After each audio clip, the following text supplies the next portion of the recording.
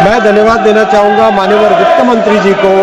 उन्होंने हर तरह की प्रॉब्लम को समझ के रेलवे के बजट में हर प्रॉब्लम को सॉल्व करने के लिए आपने मदद की और 2,52,200 करोड़ रुपए का जो GBS दिया है उसके लिए मैं माननीय वित्त मंत्री जी को धन्यवाद देना चाहूँगा। मैं धन्यवाद देना चाहूँगा सभी माननीय सांसदों को कि आपने पूरे वर्ष भर जिस तरह से संवाद रखा, हमेशा मिलते रहे, अपने क्षेत्र की प्रॉब्लम को लेकर आते रहे और उसमें कई चीज़ें सॉल्व हुई, कुछ चीज़ें सॉल्व और अभी होंगी। ऐसा संवाद इस डेमोक्रेसी का सबसे बड़ा यही एक बड़ा मूल है कि एक अच्छा संवाद होता रहे और एक से दूसरे के साथ बातचीत करके हम इस देश को आगे बढ़ाते रहें। मैं माननीय अध्यक्ष जी सबसे पहले रेलवे के फाइनेंशियल्स पे आऊँगा क्योंकि ये बजट के सत्र का विषय है। माननीय अध्यक्ष महोदय, कोविड में रेलवे को काफ़ी डिफिकल्टी हुई थी। उन मुश्किलों से निकल के आज रेलवे एक हेल्दी सिचुएशन में आई है और रेलवे के जो टोटल खर्चे हैं उन खर्चों में बड़े खर्चों को, छोटे खर्चों को सबको मिला के आज परिस्थिति ऐसी है कि करीब करीब सारे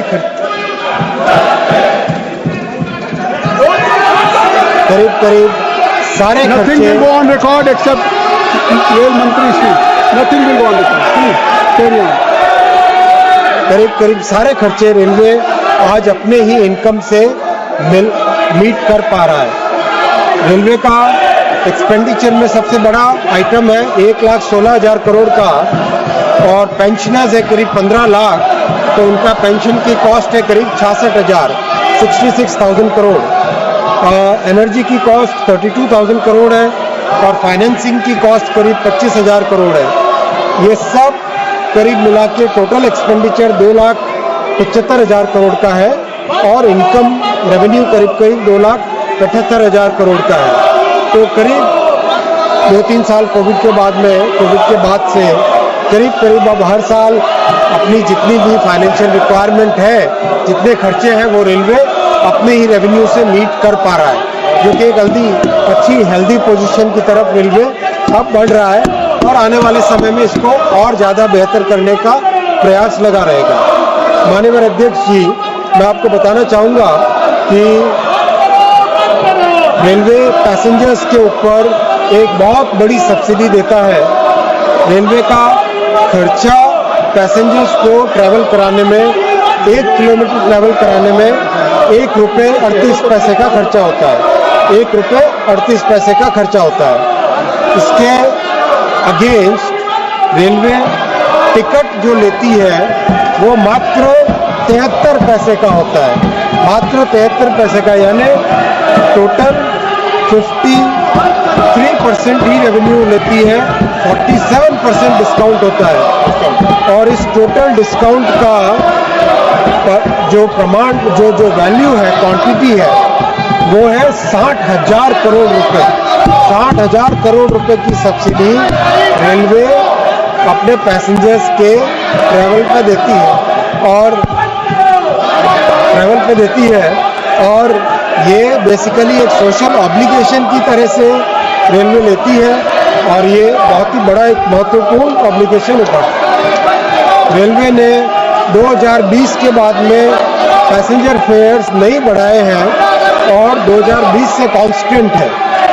आज भी किसी भी पड़ोसी देशों से भी कंपैरिजन करें तो रेलवे का किराया बहुत कम है। मैं अगर यूरोप के देशों से कंपैरिजन नहीं कर रहा अभी, उसमें तो 20 गुना, 15 गुना, 10 गुना है, लेकिन केवल अगर हमारे पड़ोस के देशों के साथ कंपैरिजन करें तो भी एक 350 किलोमीटर की जो ट्रैवल होती है, भारत में जहां 121 रुपये है, पाकिस्तान में 436 रुपये, बांग्लादेश में 323 रुपये और श्रीलंका में 413 रुपये। मतलब अगर हम यूरोप से कंपेयर करें तो यूरोप में तो 5 गुना, 10 गुना, 15 गुना, 20 गुना होगा। इतना एक सब्सिडाइज ट्रैवल भारत में होता है। ये बहुत बड़ी महत्वपूर्ण बात है। माननीय अध्यक्ष जी, मैं दूसरे विषय पे आऊँगा। सेकेंड पॉइंट है हमारे रेलवे के मेजर परफॉर्मेंस पैरामीटर्स। माननीय अध्यक्ष जी, गौरव की बात है, बहुत ही गौरव की बात है और विपक्ष के सभी साथी भी इसमें गौरव करेंगे, सभी साथी गौरव करें इसमें कि आज भारत विश्व के टॉप 3 लोडिंग कंट्रीज में कन्वर्ट हो रहा है। इस साल 1.6 billion ton cargo railway carry करेगा, जो कि अपने आप में एक इतिहास है, रिकॉर्ड है। और अब सिर्फ चाइना और यूएस और भारत ये टॉप 3 हो गए हैं। ये एक बहुत बड़ी उपलब्धि है देश की और इसके लिए मैं माननीय अध्यक्ष महोदय, मैं सभी देशवासियों को और सभी सांसदों को और सभी रेलवे के कर्मचारियों को धन्यवाद देना चाहूँगा। अध्यक्ष जी, 34,000 किलोमीटर रेलवे के ट्रैक बने, जो कि जर्मनी के पूरे रेलवे नेटवर्क से भी ज़्यादा है। अध्यक्ष जी, ट्रैक जो रिप्लेस हुए पुरानी पटरियों को रिप्लेस करके नई पटरी बनाना, तो उसमें 50,000 किलोमीटर नई पटरियां बनी हैं और इसके कारण सेफ्टी में बहुत बड़ा इंप्रूवमेंट आया है। अध्यक्ष जी, 12,000 फ्लाईओवर्स और अंडरपासेस बने, जिससे कि बहुत बड़ा देश में इसका लाभ हुआ है। और कोविड के बाद में पैसेंजर्स इस बार फिर 720 करोड़ से ज़्यादा पैसेंजर्स भारत की रेलवे कैरी करेगी, जो अपने आप में बहुत बड़ी एक उपलब्धि है। LHB कोचेस जो जहां मात्र 400-500 बनते थे, अध्यक्ष जी अब 5,000 5,500 बनते हैं और 41,000 LHB कोचेस बने हैं इन 10 वर्षों में। अध्यक्ष जी, लोकोमोटिव का प्रोडक्शन, इंजन का प्रोडक्शन 1,400 पे पहुंच गया है, जो पूरा अमेरिका, पूरे यूरोप, इन दोनों को जोड़ दे उससे भी ज़्यादा है भारत का लोकोमोटिव का प्रोडक्शन। अध्यक्ष जी, गौरव की बात है, देश ने 2 लाख वैगन ऐड किए अपनी फ्लीट में, 2 लाख वैगन ऐड किए, बहुत बड़ी बात है ये। 14,000 ब्रिजेस को पूरा रीबिल्ड किया, रिहेबिलिटेट किया है। अध्यक्ष जी, 3,300 स्टेशन को डिजिटल कंट्रोल पर लेके आए हैं, जो कि अपने आप में बहुत बड़ी उपलब्धि है। अध्यक्ष जी, एक ऐसा आपके साथ शेयर करना चाहूँगा जिसमें अगर 1 सेकंड के लिए भी माननीय सांसद महोदय सुने तो उनकी छाती गर्व से फूल उठेगी। अध्यक्ष जी, आज भारत रेलवे का बड़ा एक्सपोर्टर बन के उभरा है और ऑस्ट्रेलिया में मेट्रो के कोच जा रहे हैं, UK, Saudi Arabia, France, Australia, इन सब में बोगी जा रही है भारत की एक्सपोर्ट होके। फ्रांस, मैक्सिको, रोमानिया और स्पेन, जर्मनी और इटली में प्रोपल्शन के इक्विपमेंट जा रहे हैं। मोजाम्बिक, बांग्लादेश, श्रीलंका में पैसेंजर कोच जा रहे हैं और जल्दी ही मरहोरा में, सारण जिले में, बिहार में बनने वाले लोकोमोटिव जाएंगे दुनिया भर में एक्सपोर्ट होने के लिए। और तमिलनाडु से बने हुए पहिए, व्हील्स सारी दुनिया में एक्सपोर्ट होंगे। ये गौरव की बात है माननीय अध्यक्ष जी, और पूरा देश इसमें गौरव करे। ये प्रधानमंत्री जी का मेक इन इंडिया का बहुत बड़ा सबूत है। माननीय अध्यक्ष जी, मैं और बताना चाहूँगा, इस साल 2025 में भारतीय railway scope 1 net zero achieve करेगा। स्कोप 1 नेट जीरो बहुत बड़ा टारगेट है। इस टारगेट को 2025 में भारतीय रेलवे अचीव करेगा। अध्यक्ष जी, 5 लाख लोगों को भारतीय रेलवे ने रोजगार दिया है, 5 लाख लोगों को, और एज वी स्पीक आज भी 1 लाख लोगों के लिए भारतीय रेलवे में रिक्रूटमेंट का काम चल रहा है। 1 लाख लोगों के लिए रिक्रूटमेंट का काम चल रहा है। अध्यक्ष जी, रेलवे ने फ्रेट कॉरिडोर को करीब कंप्लीट कर दिया है और बहुत बड़ा फोकस है सेफ्टी पे। मैं इस विषय पे आना चाहूँगा। बहुत सारे टेक्नोलॉजिकल चेंज किए हैं सेफ्टी पे, longer rail, better quality of rail, electronic interlocking, fog safety device, इन सब को लाके भारत की रेलवे ने बहुत बड़ा फोकस करके एक सिग्निफिकेंट इंप्रूवमेंट लेके आए, बेटर मेंटेनेंस प्रैक्टिसेस लेके आए और ट्रैक मेंटेनेंस के लिए एक नई तरह की एक गाड़ी बनी है, RCR कहते हैं इसको, रेल कम रोड व्हीकल, वो बना के जिससे कि ट्रैक मेंटेनेंस को बहुत ज़्यादा सामान कैरी नहीं करना पड़े। प्राइमरी रेल रिन्यूअल 50,000 किलोमीटर किया है अध्यक्ष जी। इन सब का रिजल्ट ये आया है कि जो वेल्डिंग के फेलियर होते थे पहले 3,700 होते थे 2013-14 में, आज 90% कम होके मात्र 300 से कम रह गए थे अध्यक्ष जी। वैसे ही रेल फ्रैक्चर, पहले रेल फ्रैक्चर बहुत सुनते थे, आज रेल फ्रैक्चर जो 2013-14 में 2,500 होते थे वो मात्र 240 रह गए हैं। वो भी ये उसी काम का परिणाम है ये।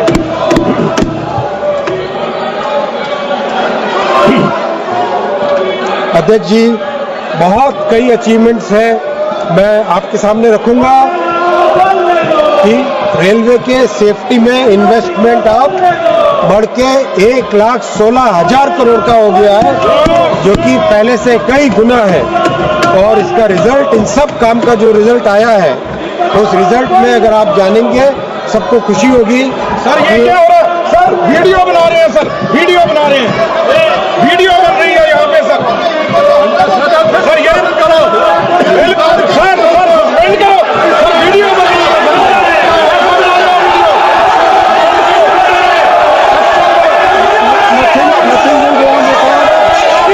केवल माननीय मंत्री जी का भाषण जाएगा, वक्तव्य जाएगा। आप सदन की मर्यादा रखिए मिस्टर टैगोर।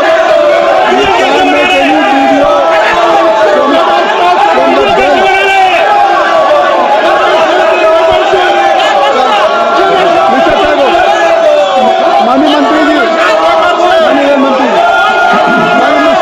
माननीय अध्यक्ष जी, इन सब चीज़ों का परिणाम ये आया है कि माननीय लालू यादव जी के समय में मिनिस्टर इज रेलवे बजट।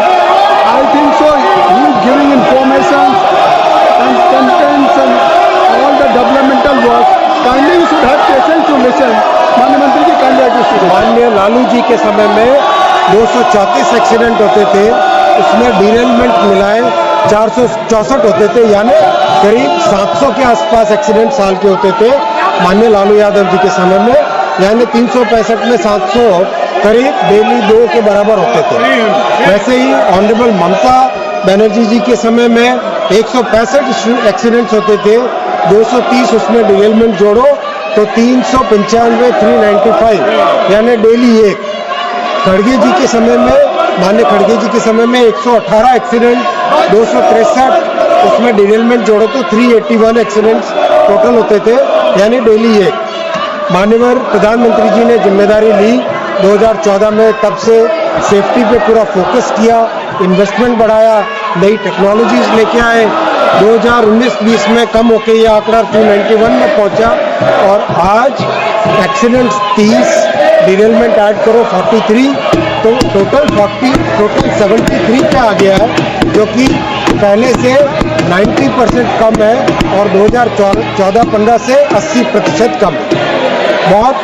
लेकिन इसमें हमें संतुष्ट नहीं होना है, हमें लगातार मेहनत करते जाना है और हर तरह के प्रयास करना है जिससे कि रेलवे की सेफ्टी और भी ज़्यादा हर वक्त बढ़े। माननीय अध्यक्ष जी, कई मान्यवर सांसदों ने लोको पायलट की बात उठाई। मैं बताना चाहूँगा, लोको पायलट रनिंग रूम, जिसमें लोको पायलट अपनी ड्यूटी कंप्लीट करके आते हैं और रेस्ट करते हैं, उन रनिंग रूम्स की ऐसी परिस्थिति थी 2014 से पहले कि किसी का उसका जिक्र ही कैसे करें। आज 500 के 558 सारे के सारे 100% एयर कंडीशन लोको पायलट के रनिंग रूम है। माननीय अध्यक्ष जी, किसी भी एक भी लोको में कोई टॉयलेट नहीं होता था। जो हमारी महिला लोको पायलट्स है उनकी परिस्थिति कैसी होती थी। आज 1100 लोकोमोटिव में टॉयलेट है, बहनों के लिए एक सुविधा की जा रही है। और जितने नए डिजाइन के लोकोमोटिव बन रहे हैं उन सब में उनमें एक विशेष व्यवस्था की गई है टॉयलेट्स की। अध्यक्ष जी, लोको पायलट में एक और विषय आया कि उनके ड्यूटी आवर्स बहुत ज़्यादा है। मैं बताना चाहूँगा कि एवरेज ड्यूटी आवर्स 7.7 आवर्स है रेलवे के इस समय में, और जो 104 घंटे ड्यूटी करनी होती है उसकी जगह 91 आवर्स आज एवरेज ड्यूटी आवर्स है। तो लोको पायलट्स का रेलवे के प्रति बहुत बड़ा योगदान है, उनका हम ध्यान रखते हैं लगातार, और लगातार उनकी परिस्थिति में सुधार किया जा रहा है। अध्यक्ष जी, 5 लाख जो एम्प्लॉयमेंट दिया है मैं उसके बारे में बताना चाहूँगा। पहला एग्जाम किया उसमें 1,26,00,000 एम्प्लॉइज कैंडिडेट्स थे। 68 दिन तक एग्जाम चला, 133 शिफ्टों में, 211 शहरों में, 726 सेंटर में और 15 भाषा में। कहीं कोई प्रॉब्लम नहीं, कोई पेपर लीक नहीं, कहीं कोई दिक्कत नहीं आई। अभी हाल ही में ALP का एग्जाम चल रहा है, खत्म हुआ। 18 लाख कैंडिडेट्स उसमें बैठे, 5 दिन तक एग्जाम चला, 15 शिफ्टों में, 156 शहरों में, 346 सेंटर में और 15 भाषा में, कोई दिक्कत नहीं आई। कल मेरे बहुत अच्छे मित्र दुराई वाइको जी हैं, वाइको जी नहीं है आज अभी। दुराई वाइको जी को मैं बताना चाहूँगा कि ये जो नियम बनाया अपने होम टाउन से दूर सेंटर रहने का, ये माननीय मंत्री जी, आप माननीय सदस्य का नाम ले लें और एड्रेस करें चेयर को। माननीय सदस्य तक ये बात जाए। जी, धन्यवाद। माननीय अध्यक्ष जी, जो कल माननीय दुराई वाइको जी ने एक प्रश्न उठाया था, ये जो होम टाउन से बाहर सेंटर रखने का, ये पूरे देश भर की पॉलिसी है, किसी एक पर्टिकुलर रीजन के लिए पॉलिसी नहीं है। पूरे देश में ऐसा ही करते हैं जिससे कि एग्जाम और ज़्यादा स्मूथ हो और कहीं उसमें एग्जाम की इंटीग्रिटी पे कोई प्रश्न नहीं आए। माननीय चंद्रशेखर जी ने रिजर्वेशन का मुद्दा उठाया था। मैं बताना चाहता हूं कि जो 5 लाख एम्प्लॉयमेंट दिया गया है, रिजर्वेशन के सभी नियम कानून उसमें पालन किए गए बिना कोई डेविएशन के। अध्यक्ष जी, रेलवे में एम्प्लॉयमेंट के लिए 60 साल में पहली बार एनुअल कैलेंडर की व्यवस्था की गई है और उसको 2025, 2024 दोनों वर्षों में प्रॉपर्ली इंप्लीमेंट किया जा रहा है। अध्यक्ष जी, मैं आऊंगा पैसेंजर ट्रेन ऑपरेशंस पे। बहुत सारे मान्यवर सांसदों ने कहा कि जनरल कोच की संख्या कम हुई है। मैं एकदम स्पष्ट बता देना चाहता हूं, प्रधानमंत्री श्री नरेंद्र मोदी जी की सरकार गरीबों के प्रति समर्पित है, मिडिल क्लास के प्रति समर्पित है, और हमारी पार्टी अंत्योदय की भावना से काम करती है, हमेशा से गरीबों के लिए काम करती है, मिडिल क्लासेस के लिए काम करती है। और आज आप देखोगे, आज जो टोटल हमारे कोच की फ्लीट है, उस टोटल फ्लीट में से जो स्लीपर और जनरल कोचेज हैं वो 56,000 स्लीपर और जनरल कोच है, और AC कोच मात्र 23,000 है, यानी 70% है स्लीपर और जनरल कोच अध्यक्ष जी, और 30% है AC कोच। इतना क्लियर, जो पहले 2/3 1/3 था, वो आज 70-30 की तरफ रेशियो शिफ्ट हो गया है। इस साल भी करीब 4,160 स्लीपर और जनरल कोचेस बनाए जा रहे हैं, और कंटिन्यूसली जनरल कोच बनाने का प्रयास बढ़ाया जा रहा है। 17,000 जनरल कोच बनाने का प्रोग्राम ऑलरेडी सैंक्शनड है। कहीं पर भी गरीब से गरीब यात्री को भी रेलवे की सुविधा में दिक्कत नहीं आएगी, इतना आप विश्वास रखिए। माननीय अध्यक्ष जी, मैं आऊँगा, जो कई मान्यवर सांसदों ने भीड़ भाड़ के बारे में की, भीड़ भाड़ के लिए उसकी किस तरह से व्यवस्था हो, उसके लिए पिछले साल होली में 604 स्पेशल ट्रेन चलाई थी। फिर गर्मी के मौसम में छुट्टियों में करीब 13,000 स्पेशल ट्रेन चलाई। फिर छठ और दिवाली में 8,000 स्पेशल ट्रेन चलाई और महाकुंभ के समय में 17,330 स्पेशल ट्रेन चलाई, जिसके लिए दिन रात मेहनत की और एक बहुत बड़ा प्रयास किया, जिससे कि देश भर से श्रद्धालु जन आके इतने बड़े इस जो संकल्प में इस भागीरथी संकल्प में भाग ले सके। और इसमें रेलवे ने करीब 2.5 साल से काम चालू किया था, 2.5 साल पहले काम चालू किया था। गंगा जी पर नया पुल बनाया, जंगाई फाफामऊ की लाइन को डबल किया, 21 फ्लाईओवर अंडरपास बनाए, 3 नई वॉशिंग लाइन बनाई, 48 प्लेटफॉर्म्स को बढ़ाया, 23 परमानेंट होल्डिंग एरियाज बनाए, एक स्टेशन पे पूरे के पूरे 9 स्टेशन पे काम किया और बहुत अच्छा। मान्य श्रद्धालुओं का बहुत भीड़ थी, बहुत ज्यादा रश था, फिर भी सभी श्रद्धालुओं ने जी भर के आशीर्वाद दिया। मैं सबको धन्यवाद देना चाहता हूँ। आपके इस आशीर्वाद से रेलवे का हमेशा आगे बढ़ने का एक मौका मिलेगा। मैं धन्यवाद देना चाहूँगा माननीय प्रधानमंत्री जी को, लगातार फॉलोअप करते थे, एक बात की जानकारी रखते थे। माननीय गृह मंत्री जी का लगातार फॉलोअप करते थे, बराबर गाइडेंस देते थे। माननीय उत्तर प्रदेश के मुख्यमंत्री जी का, जिनका लगातार संवाद रहता था और हर तरह से कोऑर्डिनेशन, चाहे भीड़ का कोऑर्डिनेशन, मूवमेंट का कोऑर्डिनेशन, बसेस का कोऑर्डिनेशन, हर तरह का कोऑर्डिनेशन लगातार होता था। और इस साल होली में अभी जो सीजन चल रहा है, मैं माननीय सभा अध्यक्ष महोदय बताते हुए खुशी होती है कि 1107 स्पेशल ट्रेनें इस साल होली पे चल रही हैं।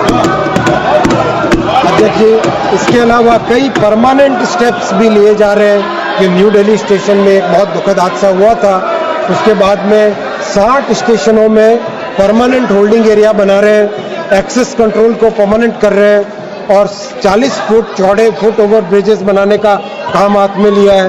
सब जगह सीसीटीवी कैमरा लगा रहे हैं, एक्स्ट्रा वॉर रूम बना रहे हैं, न्यू जनरेशन के कम्युनिकेशन इक्विपमेंट बना रहे हैं, न्यू डिज़ाइन के आईडी कार्ड्स बना रहे हैं, न्यू डिज़ाइन की यूनिफॉर्म बना रहे हैं और स्टेशन डायरेक्टर की पोस्ट को अपग्रेड कर रहे हैं और प्रयास ये कर रहे हैं कि जितनी कैपेसिटी हो उतने ही टिकट बेचे जाए।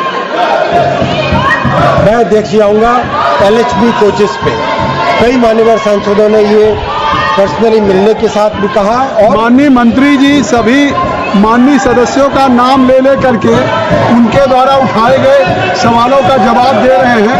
तो कृपया आप लोग अपने उठाए गए विचारों को माननीय मंत्री जी विस्तार से कह रहे हैं, तो उसको कृपया सुने और आप सब लोगों से अनुरोध है कि अपने स्थान पर रहें। माननीय मंत्री जी। माननीय अध्यक्ष जी, LHB कोच सेफ होते हैं पुराने डिज़ाइन के ICF कोचेस के कंपैरिजन में, इसीलिए माननीय प्रधानमंत्री जी ने 2014 के बाद में जहां 550 के आसपास साल के प्रोडक्शन होता था, उसको 10 गुना बढ़ा के 5,500 किया। और मैं आपके सामने बहुत ही संतुष्टि के साथ कहना चाहूँगा कि प्रधानमंत्री श्री नरेंद्र मोदी जी की इस तीसरी टर्म में सारे के सारे कोचेस को LHB में कन्वर्ट कर लिया जाएगा और ये सभी के लिए फायदे का बात है, सभी के लिए इसका लाभ होगा, आप सबके एरियाज में इसका बेनिफिट होगा, ऐसा मेरा मानना है। तो आप भी इसका आनंद उठाइए और थोड़ा शोरगुल के बजाय बैठ के तालियां बजाइए, वो ज़्यादा लाभ होगा। आपके एरिया में भी लोग आपको ज़्यादा पसंद करेंगे। माननीय सभापति जी, वंदे भारत चेयर कार की डिमांड हर जगह से आती है। 50 और नई वंदे भारत चेयर कार बनाई जाएगी। स्लीपर का वंदे भारत स्लीपर 260 नई वंदे भारत स्लीपर बनाई जाएंगी। अमृत भारत जो कि एक बहुत ही अच्छी ट्रेन है हमारे श्रमिक वर्गों के लिए और जो गरीब से गरीब व्यक्ति के लिए एक अच्छा साधन है, वो 100 नई अमृत भारत ट्रेन बनाई जाएंगी। मेमू जिसकी डिमांड बार बार आती है, 50 नई मेमू बनाई जाएगी और नमो भारत ट्रेन जो कि बहुत अच्छी चल पड़ी है, वैसी 50 और नई ट्रेन बनाई जाएगी। और वर्षा ताई है यहाँ पर, वर्षा गायकवाड़ जी, माननीय अध्यक्ष जी, वर्षा ताई सुने, वर्षा जी का नाम ले लीजिए, वर्षा का नाम ले लिया आप, वो सुनेंगे। माननीय अध्यक्ष जी, माननीय अध्यक्ष जी, हमारे श्रीकांत भाई भी यहाँ पर बैठे हैं और हमारे मुंबई के, महाराष्ट्र के कई सांसद बैठे हैं। अभी हाल ही में माननीय देवेंद्र जी से मेरी चर्चा हुई थी। माननीय प्रधानमंत्री जी का मुंबई के लोकल ट्रेन को सुधारने के लिए जो प्रयास है वो मैंने चर्चा की माननीय देवेंद्र जी से, और माननीय अध्यक्ष जी ये तय हुआ 238 नई ट्रेन मैन्युफैक्चर होगी मुंबई के लोकल ट्रेन के लिए। 238 नई ट्रेन रवाना होगी, और वर्षा जी सुनती तो खुश होती, लेकिन अभी वेल में है, वेल से भी अगर ताली बजा ले तो उनका लाभ हो जाएगा, ऐसा मैं मानता हूँ। उधर जाके ताली बजाएंगी तो और अच्छा रहेगा। माननीय अध्यक्ष जी, मैं बताना चाहता हूँ कि अब जो बैंगलोर, हमारे कर्नाटक के माननीय सांसद महोदय यहाँ पर है, माननीय जोशी जी है, माननीय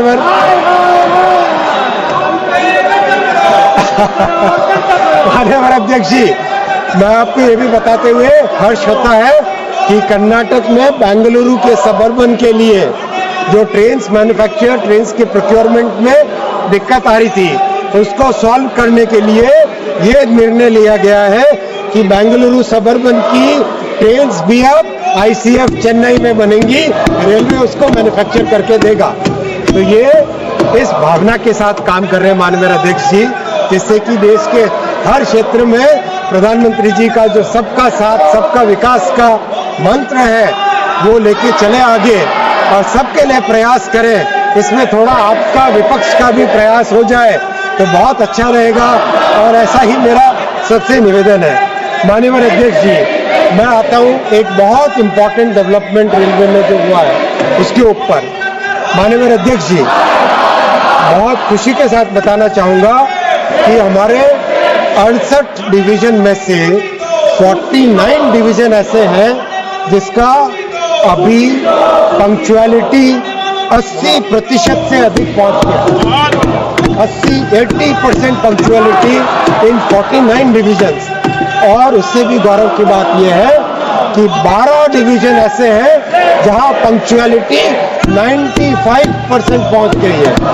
ये विश्व के जो बड़े विकसित और समृद्ध राष्ट्र हैं उन राष्ट्रों के बराबर पहुंचने की एक प्रयास है। इसमें अभी बहुत मेहनत करनी है और भी मेहनत करेंगे, लेकिन कम से कम 12 डिवीजन आज ऐसे हो गए जहां पे 95% पंक्चुअलिटी पहुंच गई है। माननीय अध्यक्ष जी, बात कवच की आई, कई माननीय सांसदों ने कवच की बात कही, मैं डिटेल में इसके बारे में चर्चा कर चुका हूं। आज मैं बताना चाहूंगा कि जो काम विश्व के दूसरे देशों ने 1980-1990 में किया था, वो काम भारत में मोदी जी के आने के बाद में ही आरंभ हुआ। 2016 में इसका कवच का डेवलपमेंट चालू हुआ, 19 में फर्स्ट वर्जन बना, फिर बाद में उसकी टेस्टिंग हुई और 2024 के जुलाई के महीने में फाइनल वर्जन कवच 4.0 बना, और अब बड़े स्केल पे कवच का रोल आउट होगा। 10,000 लोकोमोटिव पे और 15,000 किलोमीटर पे एक साथ कवच का काम चालू हो रहा है। और अध्यक्ष जी, आसान काम नहीं है, ये पूरी तरह से पूरा टेलीकॉम का नेटवर्क, जैसा BSNL का नेटवर्क है वैसा पूरा बनाना पड़ता है। ये केवल एक डिवाइस नहीं है कि लोकोमोटिव के ऊपर रख दिया, इसमें बहुत केयरफुली पूरी हर 5 किलोमीटर 10 किलोमीटर पे टेलीकॉम के टावर लगते हैं, उसके ऊपर टेलीकॉम का इक्विपमेंट लगता है, पूरे रेलवे ट्रैक के साथ ऑप्टिकल फाइबर केबल का नेटवर्क लगता है, हर स्टेशन पे डेटा सेंटर बनता है, और उसके बाद में लोको और ट्रेन के ऊपर कवच का डिवाइस लगता है। इसके लिए 20,000 स्टाफ को, फील्ड स्टाफ को ट्रेनिंग दी गई है और 13 इंजीनियरिंग कॉलेजेस में कवच के कोर्स चालू किए गए हैं। माननीय अध्यक्ष जी, अब मैं अगले विषय पे आऊंगा, देश में किस तरह से रेलवे का इंफ्रास्ट्रक्चर बढ़ रहा है। 7वां विषय, अध्यक्ष जी, बहुत गौरव की बात है कि जो हमारा वर्षों से ड्रीम था, उस ड्रीम को, जम्मू से श्रीनगर को जोड़ने के इस सपने को माननीय अध्यक्ष जी, प्रधानमंत्री श्री नरेंद्र मोदी जी ने उस सपने को पूरा किया है। और ये सपना अंजी और चिनाब के जो 2 पुल बने हैं, उस पुल के ऐसे ऐसे नए कीर्तिमान बने हैं चेनाब का पुल एफिल टावर से भी 35 मीटर ज्यादा ऊंचा है। ऐसा मान्यवर अध्यक्ष जी, सभी विपक्ष के सभी साथियों को भी इसमें गौरव करना चाहिए। और बहुत जल्दी जम्मू से श्रीनगर तक एक नई गाड़ी चलेगी। सीआरएस का इंस्पेक्शन फाइनल हुआ है, उनकी रिपोर्ट आ गई है। रिपोर्ट में उन्होंने जो जो सुझाव दिए हैं उन सुझावों को पूर्ण किया जा रहा है, उसको इम्प्लीमेंट किया जा रहा है। जैसे इम्प्लीमेंटेशन कंप्लीट होगा, सीआरएस की परमिशन लेके जम्मू से श्रीनगर तक ट्रेन चलेगी और देश का एक बहुत बड़ा सपना है, वो सपना पूरा होगा। माननीय अध्यक्ष जी, मैं ये भी बताना चाहूंगा कि देश में फ्रेट कॉरिडोर कई वर्षों से सपना था। यूपीए की सरकार में केवल उसका फ्रेट कॉरिडोर का नाम लिया जाता था। 2014 तक फ्रेट कॉरिडोर में 0 किलोमीटर, 0 किलोमीटर, केवल 0 किलोमीटर। आज माननीय अध्यक्ष जी, फ्रेट कॉरिडोर कंप्लीट होने पे आया। महाराष्ट्र में श्रीमान ठाकरे जी के डिले के कारण थोड़ा सा रह गया था, अब वो भी कंप्लीट हो जाएगा बहुत जल्दी। आज फ्रेट कॉरिडोर पे 350 ट्रेन डेली चल रही है और जो 24 घंटे लगते थे पोर्ट तक पहुंचने के, आज 12 घंटे में सामान हिंटरलैंड से पोर्ट तक पहुंचता है। माननीय अध्यक्ष जी, ये मोदी जी का काम करने का तरीका है।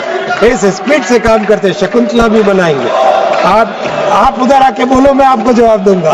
उधर बैठ के सब कुछ मिलेगा, पूछो उधर से। माननीय अध्यक्ष जी, इसके साथ ही साथ मैं ये भी बताना चाहूंगा कि 97 गति शक्ति कार्गो टर्मिनल बनके पूरे हो गए और 257 नए गति शक्ति कार्गो टर्मिनल बन रहे हैं। मैं और मान्यवर सांसद महोदय से भी, मान्यवर अध्यक्ष जी, आपके माध्यम से रिक्वेस्ट करना चाहूंगा, अपने अपने एरिया में जहां पर भी कार्गो का ज्यादा रिक्वायरमेंट है वो नाम लेके मेरे पास आए, वहां पर हम गति शक्ति कार्गो टर्मिनल बनाएंगे।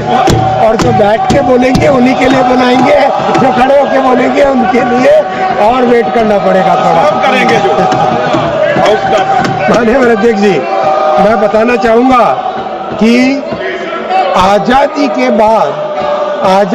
बाद 2014 तक देखिए कैसे 60 साल का काम और 10 साल का काम। और आजादी के बाद 2014 तक 125 किलोमीटर टनल्स भारत के रेलवे नेटवर्क में थी। 125 किलोमीटर टनल्स 2014 से आज तक माननीय अध्यक्ष जी 460 किलोमीटर नई टनल्स बनी है। 460 किलोमीटर नई टनल। और इसमें भी जो गौरव की बात है, इस दुनिया ने भारत के इंजीनियर्स का और आत्मनिर्भर भारत का, मोदी जी के विजन का लोहा माना है। आज हिमालयन टनलिंग मेथड, एक नया टनलिंग का मेथड इजाद हुआ है। माननीय अध्यक्ष, ये इस देश की ताकत है, जिस ताकत को विपक्ष भी अगर पहचाने तो आपको भी गौरव होगा, आपको भी खुशी होगी और आपको भी आनंद आएगा। मैं सभी मान्यवर सांसदों से निवेदन करता हूं कि ये जो उपलब्धि है देश की, इस उपलब्धि के लिए सभी मान्यवर सांसद जोर से ताली बजा के देश की इस उपलब्धि पे गौरव करें। ये होता है मान्यवर अध्यक्ष जी, हम लोग उस पार्टी से आते हैं जिस पार्टी ने आज तक राष्ट्र प्रथम सदैव प्रथम के भावना को लेकर आगे चले। माननीय मंत्री जी, आप सभी के लोगों के द्वारा उठाए गए बिंदुओं का विस्तार से जवाब दे रहे हैं। रेल मंत्रालय की योजनाओं का, उपलब्धियों की चर्चा कर रहे हैं। इससे महत्वपूर्ण क्षण हो नहीं सकता। कृपया इस महत्वपूर्ण क्षण में आप सभी लोग माननीय मंत्री जी के वक्तव्य को सुने। आपसे अनुरोध है माननीय मंत्री जी। माननीय अध्यक्ष जी, मैं बताना चाहूंगा आपको कि आत्मनिर्भर भारत की एक और बड़ी उपलब्धि टनल बोरिंग मशीन्स, TBM, जो कि मेट्रो के काम आती है, रेलवे में काम आती है और भी कई चीजों में, प्रोजेक्ट्स में काम आती है, वो भी आज तमिलनाडु में बनने लगी है। और हेरन कनेक्ट कंपनी नई फैक्ट्री डाल रही है चेन्नई में, क्योंकि 6.5 मीटर डायमीटर की टनल बोरिंग मशीन तमिलनाडु में बनाएगी। माननीय अध्यक्ष जी, मैं बताना चाहूंगा कि इन 10 वर्षों में बड़े बड़े ब्रिजेस का निर्माण हुआ है। गंगा जी पर 4 पुल बने हैं, प्रयागराज जी पे, गाजीपुर में, पटना में और मुंगेर में 4 ब्रिज बने, 3 ब्रिज अंडर कंस्ट्रक्शन है। वैसे ही हुगली में जुबली ब्रिज बना, तमिलनाडु में पंबन ब्रिज बना, ब्रह्मपुत्र में बोगीबिल कंप्लीट हुआ और एक और गुवाहाटी में नया ब्रिज बन रहा है सरई घाट में। वैसे ही चेनाब के ऊपर चेनाब ब्रिज बना और कोसी नदी पे कोसी ब्रिज बना, जो कि 1990 कई वर्षों पहले सैंक्शन हुआ था। उस काम को भी बिहार की जनता के लिए, मिथिलांचल की जनता के लिए माननीय मोदी जी ने प्रयास करके जोड़ा सबको, और ये मोदी जी का काम करने का तरीका है। माननीय अध्यक्ष जी, नॉर्थ ईस्ट के बारे में एक प्रोजेक्ट में इतनी अच्छी प्रोग्रेस हुई है। सिक्किम में प्रोजेक्ट शिवोक से रैंको तक पहुंच रहा है, आसाम में नए काम लिए जा रहे हैं, अरुणाचल प्रदेश में ईटानगर से पहले नाहरलगुन तक बन गया प्रोजेक्ट, नागालैंड में प्रोजेक्ट बहुत 31 किलोमीटर कंप्लीट हो गया है, मणिपुर में जिरीबाम से इम्फाल खोंगसांग तक पहुंच गया है, मिजोरम में ऑलरेडी 17 किलोमीटर्स होर्टोकी तक कंप्लीट हो गया है, त्रिपुरा में आजादी के बाद में पहली बार ब्रॉड गेज लाइन आई, वो भी मोदी जी के इन सब प्रयासों के कारण बनी। वैसे ही माननीय अध्यक्ष जी,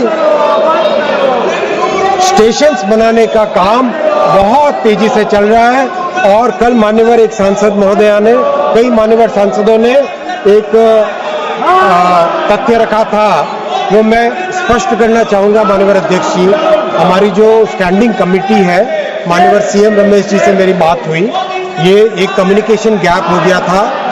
टोटल 7 स्टेशन बनके इनॉग्रेट हो चुके हैं और 129 स्टेशन कंप्लीट हो गए, जिसका जल्दी ही इनॉग्रेशन होएगा, और 2025-26 में और भी कई सारे स्टेशन बनेंगे। अध्यक्ष जी, ये विश्व की सबसे बड़ी स्टेशन रीडेवलपमेंट कार्यक्रम हाथ में लिया हुआ है, और इसमें सभी का सहयोग पड़ेगा। एक मान्यवर सांसद ने कल विषय उठाया था, मान्यवर सुधा जी ने,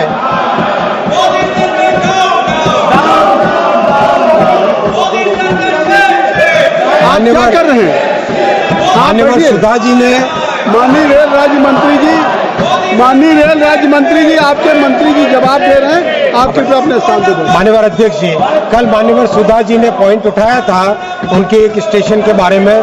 मैंने कल रात में ही यहाँ से बाहर निकलते ही सबसे पहले जनरल मैनेजर सदर्न रेलवे को फोन किया कि उस स्टेशन पे अधिकारियों को भेजे और उसकी चेकिंग करे, जांच करे। माननीय अध्यक्ष जी, मैं आपको विश्वास दिलाना चाहूँगा और सभी माननीय सांसदों को भी निवेदन करूँगा, आप सब काम की क्वालिटी के ऊपर ध्यान दें और कहीं पर भी कोई कॉम्प्रोमाइज़ नहीं करेंगे, क्वालिटी पे कोई कॉम्प्रोमाइज़ नहीं होगा। समय अधिक लगे लेकिन काम ऐसा होना चाहिए, क्योंकि प्रधानमंत्री जी ने ये मार्गदर्शन दिया है कि ये जो काम हो रहा है 50 साल के लिए काम हो रहा है, तो 50 साल के लिए जो काम हो रहा है उसके ऊपर पूरा ध्यान देना हमारा कर्तव्य है। माननीय अध्यक्ष जी, करीब 14,000 अंडरपासेस में से 4,000 अंडरपासेस में पंप लगाया गया था पिछले मानसून में, जिससे कि पानी की प्रॉब्लम नहीं आए, और अभी भी पूरा प्रयास किया जा रहा है। एक नई तरह के डिज़ाइन बनाए, करीब 1800 अंडरपासेस में एक परमानेंट करेक्शन किया गया है, और कवर करना, साइड वॉल बनाना, हब बनाना, ड्रेन्स बनाना, जो जॉइंट है उसको सीलिंग करना, पीयू की ग्राउटिंग करना, लाइनिंग करना, कंक्रीटिंग करना, कई तरह के काम हाथ में लिए गए, जिससे कि अंडरपासेस में जो पानी की प्रॉब्लम है वो सॉल्व हो जाए। माननीय अध्यक्ष जी, कल एक प्रयास किया गया कि तमिलनाडु, केरल और वेस्ट बंगाल के प्रति भेदभाव किया जा रहा है। मैं माननीय अध्यक्ष जी बहुत स्पष्ट तौर पर बताना चाहूँगा, माननीय प्रधानमंत्री जी का किसी भी प्रदेश के प्रति कोई भेदभाव नहीं है। प्रधानमंत्री जी सबका साथ, सबका विकास में विश्वास करते हैं और इसका मैं डेटा देना चाहूँगा, बहुत स्पष्ट तौर पे डेटा देना चाहूँगा कि एक एक स्टेट में बजट रिकॉर्ड एलोकेशन दिया गया है। आंध्र प्रदेश में जहां 886 करोड़ का बजट होता था, अब 9,400 करोड़ का बजट है। जहां आसाम और नॉर्थ ईस्ट में मात्र 2,000 करोड़ का बजट होता था, अब 10,400 करोड़ का बजट है। बिहार में जहां मात्र 1,000 करोड़ का बजट होता था, आज 10,000 करोड़ का बजट है बिहार के लिए। माननीय अध्यक्ष जी, दिल्ली के लिए 100 करोड़ भी नहीं देते थे, आज 2,500 करोड़ का बजट है। और अब तो दिल्ली में डबल इंजन की सरकार है, बहुत तेजी से इसमें काम चलेगा। गुजरात के लिए 500 करोड़ का होता था, आज 17,000 करोड़ का बजट है। माननीय अध्यक्ष जी, हरियाणा के लिए 300 करोड़ का बजट होता था, 3,500 करोड़ का बजट है आज।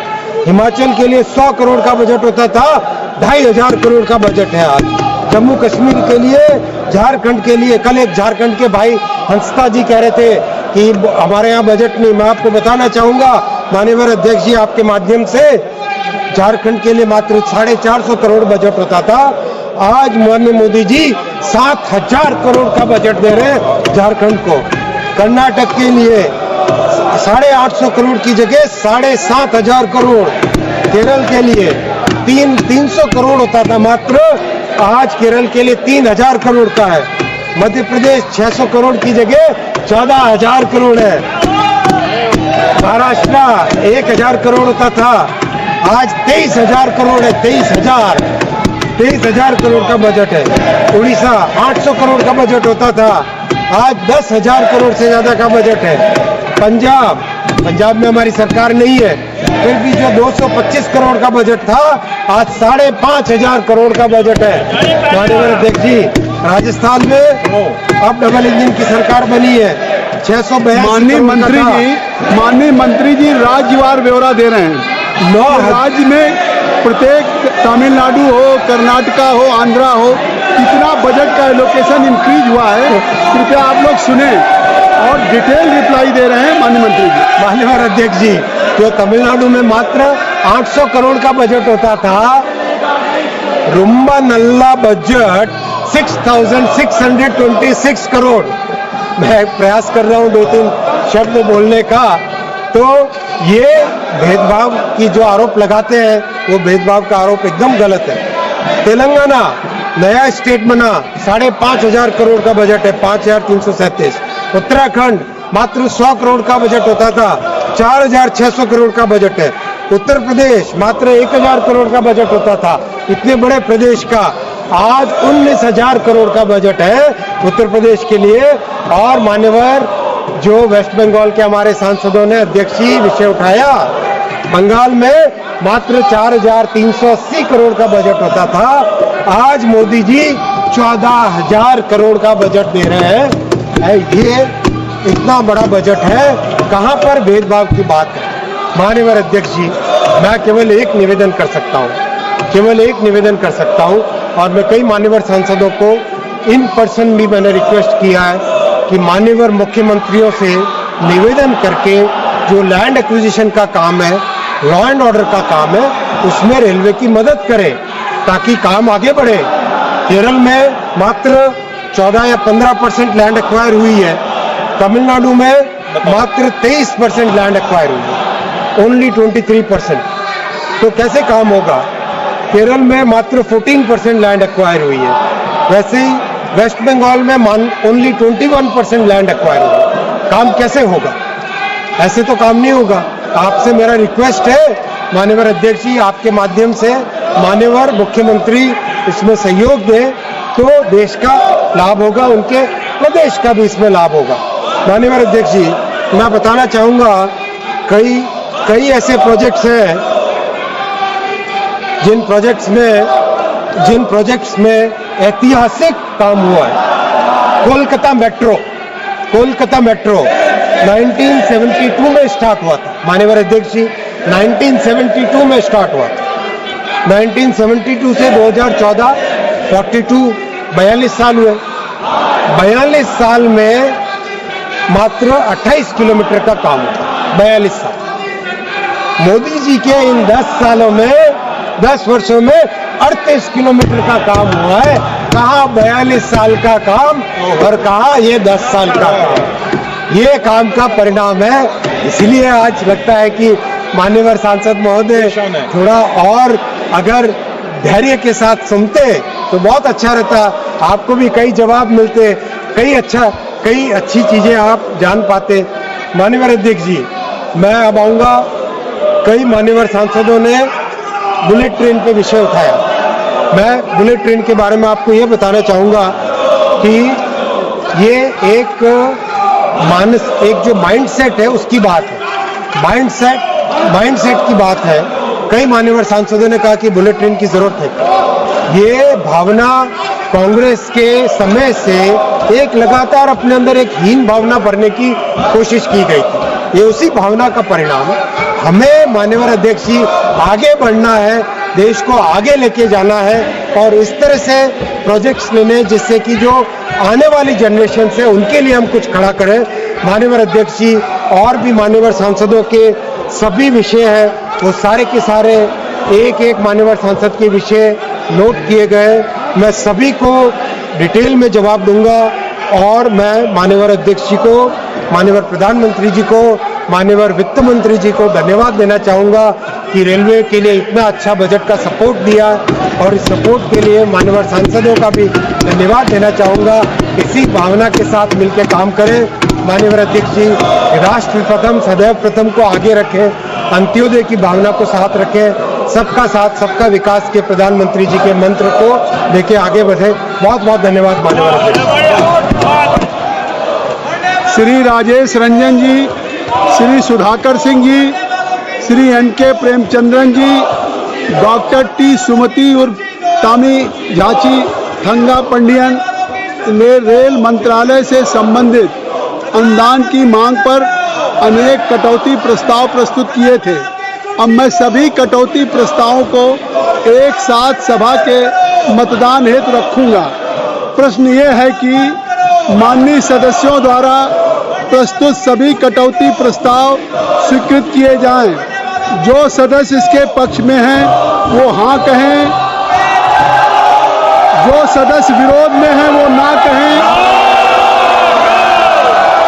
मेरे विचार में निर्णय ना वालों के पक्ष में हुआ, निर्णय ना वालों के पक्ष में हुआ, कटौती प्रस्ताव अस्वीकृत हुआ। अब मैं रेल मंत्रालय से संबंधित वर्ष 2025-26 की अनुदान की मांग सभा के मतदान के लिए रखता हूं।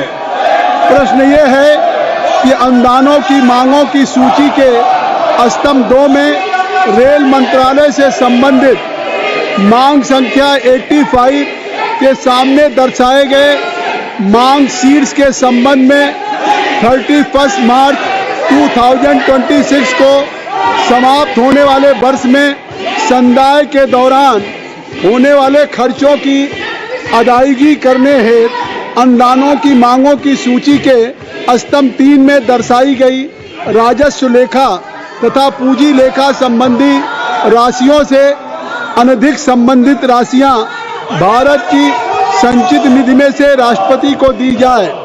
जो सदस्य इसके पक्ष में हैं वो हाँ कहें,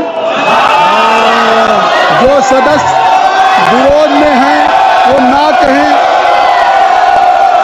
मेरे विचार में निर्णय हाँ वालों के पक्ष में हुआ, निर्णय हाँ वालों के पक्ष में हुआ। रेल मंत्रालय से संबंधित अनुदान की मांगें पारित हुई। सर एक मिनट बिठाओ, इनको बिठाओ पहले। हाँ बिठा रहा हूँ भाई, पीछे मत बिठाओ ना, खुद ही बिठा। कृपया, रेल मंत्रालय से संबंधित अनुदान मांग पूरी हुई। अब मैं अनुरोध करूंगा कि आप लोग अपने स्थान पे चले जाएं, फिर आपकी जो बात होगी सुनी जाएगी। कृपया, I am requesting to all of you, my honorable members, कि kindly take your seat, kindly take your seat. Then, हाँ तो kindly just you ask from your members. Certainly I will allow you, but kindly you ask to your members, क्योंकि अभी दूसरा जल शक्ति मंत्रालय का बजट प्रस्तुत होना है, तो जल शक्ति मैं अवसर दूंगा। गौरव गोगोई जी, आप नहीं, बिल कैसे हाउस कहाँ ऑर्डर है? आप अपने लोगों को बुलाएं, अपने सदन में लोगों को बुलाएं। मैं सभी से रिक्वेस्ट करूंगा कि कृपया आप सब लोग अपने स्थान पे जाएं, तो मैं आपके नेता को समय दूंगा। अब मैं कह रहा हूं, अगर आप लोग सदन से अपने सीट पे जाएंगे तो मैं सभी को, आपके नेता को अवसर दूंगा। लेकिन अगर आप सदन के बेल में भी माननीय मंत्री जी के जवाब को भी आप व्यवधान उत्पन्न कर रहे हैं, अब अगर आपका नेता बोलना चाहता है तो कृपया आप सुनिए। तो अब मुझे जो जल शक्ति मंत्रालय से संबंधित अनुदान की मांगे हैं, अब सभा में जल शक्ति मंत्रालय से संबंधित अनुदानों की मांग संख्या 62 और 63 को चर्चा तथा मतदान के लिए लिया जाएगा। सभा में उपस्थित जिन माननीय सदस्यों को जल शक्ति मंत्रालय से संबंधित अनुदान की मांगों पर कटौती प्रस्ताव परिचालित किए गए हैं, यदि वे अपनी कटौती प्रस्ताव प्रस्तुत करना चाहते हैं तो 15 मिनट के भीतर सभा पटल पर पर्चियां भेज दें जिनमें उन कटौती प्रस्तावों की संख्याएं लिखी हों जिन्हें वे प्रस्तुत करना चाहते हैं। इस प्रकार प्रस्तुत किए गए कटौती प्रस्तावों की क्रम संख्याओं को दर्शाने वाली सूची कुछ समय पश्चात सूचना पट पर लगा दी जाएगी। यदि सदस्यों को उस सूची में कोई विसंगति मिले तो वो उसकी सूचना तत्काल सभा पटल पर मौजूद अधिकारी को दे दें। श्री किरण रिजिजू जी, संसदीय कार्य मंत्री। सभापति महोदय, मैं कहना चाहता हूं कि सदन से बाहर कांग्रेस पार्टी और बाकी ऑपोजिशन पार्टी कहता है कि बोलने के लिए मौका देना चाहिए, चर्चा होना चाहिए। हाउस के अंदर में आता है तो फिर चर्चा नहीं होने देते, फिर हंगामा करते हैं। क्यों ऐसा करते हैं? आप लोग बहुत गलत तरीके से सदन का समय को बर्बाद करते हैं। बिल्कुल ऐसा मत कीजिए, चर्चा होने दीजिए, सवाल पूछिए, सरकार जवाब देने के लिए रेडी है। मिनिस्टर आके रुका हुआ है, अभी जल शक्ति पर चर्चा होना है, मिनिस्टर रेडी है। रेल मंत्री का जवाब को भी आप लोग इतना डिस्टर्ब किया। हर एक मेंबर बहुत अच्छा सा सुझाव दिया और जब मंत्री उसको रेस्पॉन्ड किया फिर आप सुनते नहीं हो। आपने मांग रखा, मांग पूरा करने के लिए जब मंत्री बोलना चाहते हैं फिर आप बोलते हुए मंत्री का जवाब सुनना नहीं चाहते हैं। अब मंत्री जवाब देने के लिए, मंत्री सुनने के लिए सदन में आते हैं, आप लोग हंगामा करते हैं। ऐसा मत कीजिए। विशेष करके कांग्रेस पार्टी को मैं कहना चाहता हूं, छोटे छोटे पार्टी के मेंबर्स को बोलने का मौका दीजिए। आपका वजह से छोटा छोटा पार्टी के कम एमपी वाला का समय भी बर्बाद कर रहा है। मैं इसका निंदा करता हूं। माननीय सदस्य श्री जगदम्बा पाल जी, माननीय सदस्य जगदम्बा पाल जी।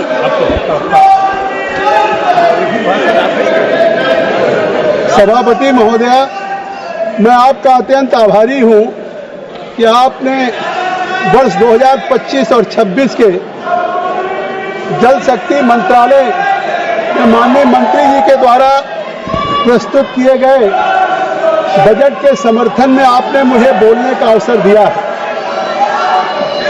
मैं सौभाग्यशाली हूं कि आज इस महत्वपूर्ण, इस जल शक्ति मंत्रालय के बजट में के समर्थन में मैं कुछ महत्वपूर्ण बातें आपके समक्ष रखना चाहूंगा सदन के माध्यम से।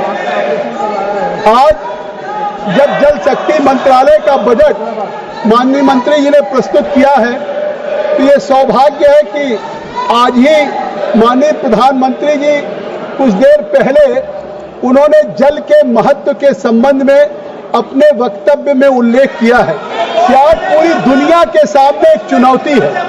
आज पूरी दुनिया की आबादी माननीय सदस्य जनसंख्या है। माननीय सदस्य, आप अपना वक्तव्य बाद में रखें, कल चर्चा होगी। सभा की कार्यवाही बुधवार दिनांक 19 मार्च 2025 को प्रातः 11 बजे तक के लिए स्थगित की जाती है।